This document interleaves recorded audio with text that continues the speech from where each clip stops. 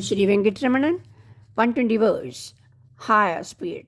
Friends, before I spell out some of the details of how the banks can lend for well thought out schemes under the 20-point program, I wish to make one observation at this stage about potential of the banking system for achieving greater social justice. Banks, no doubt, are required to maintain a balance between profitability and liquidity.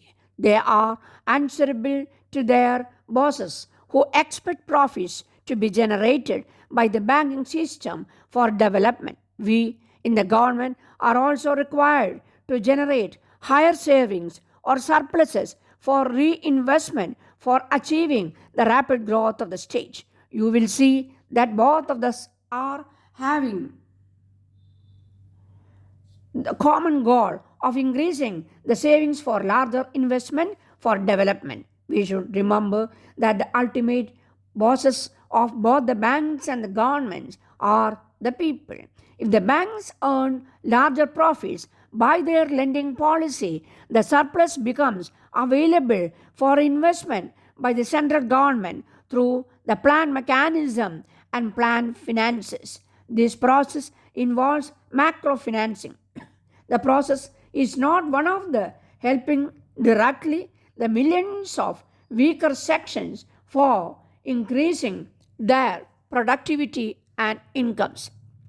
If the banks extend credit to the weaker section directly, it is often feared that their profitability may not be as high as it could have been otherwise. Such a thinking, I am afraid, misses the crux of the strategy of decentralized development for the poor. When the banking system plays a more direct role of helping the producers like the small and marginal farmers and the sellers of service like the agricultural laborers and artisans, the banking system will be playing a more effective role in income redistribution besides increasing production.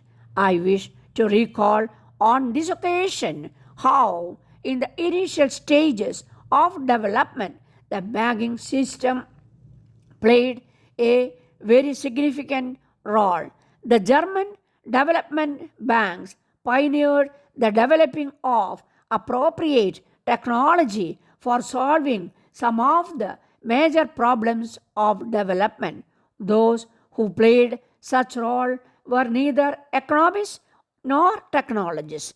Essentially, the banks are developers, and it is only necessary to see that in the discharge of the development's functions, they bring about a balance not only between liquidity and profitability, but also between liquidity, profitability, and income redistribution. I'm sure that a new development philosophy for the banking system will soon get specifically woven at the national level in the context of the 20-point program.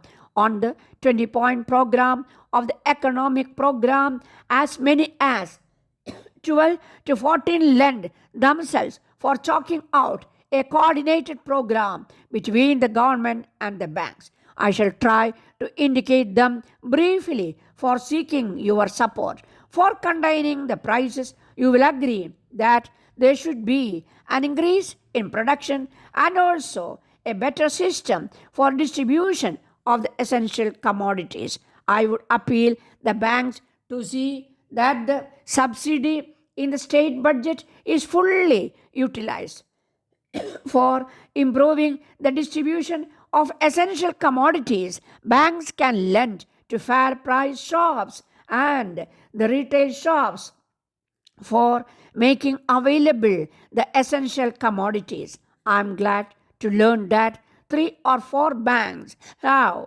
already come forward to extend credit facilities for the opening of retail shops by the unemployed persons. I would request all the banks to participate in this scheme.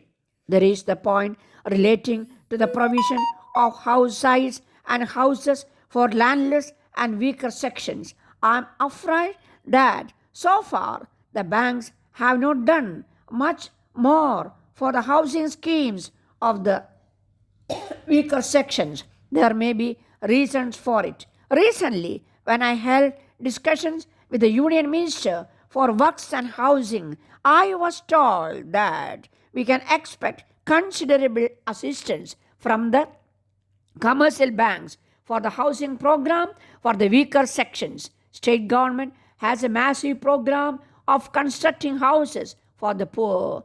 On the point relating to the electric power, the state government is anxious to promote setting up of captive units. Banks can extend assistance in this area and must help in achieving this target.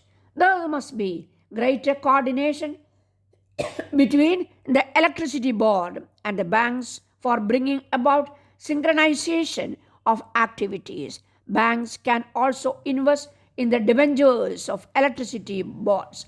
I would argue that such support should be treated as a part of the statutory liquidity requirements of the banking system. Then there is the scheme for the works participating in industry. Even here, the banks can encourage the workers to buy equity shares. Similarly, in the scheme of issue of national permits for road transport, the banks can give advances for buying more trucks. Government are trying to ensure the supply of essential commodities and at controlled prices to students in hostels. The Students Association and cooperatives can be encouraged to run the mess instead of entrusting it to the contractions. The banks can very profitably encourage the cooperatives in the universities, colleges, and schools to have been more effective cooperation and coordination between the banks and government. These advances can be increased especially for the establishment of book banks.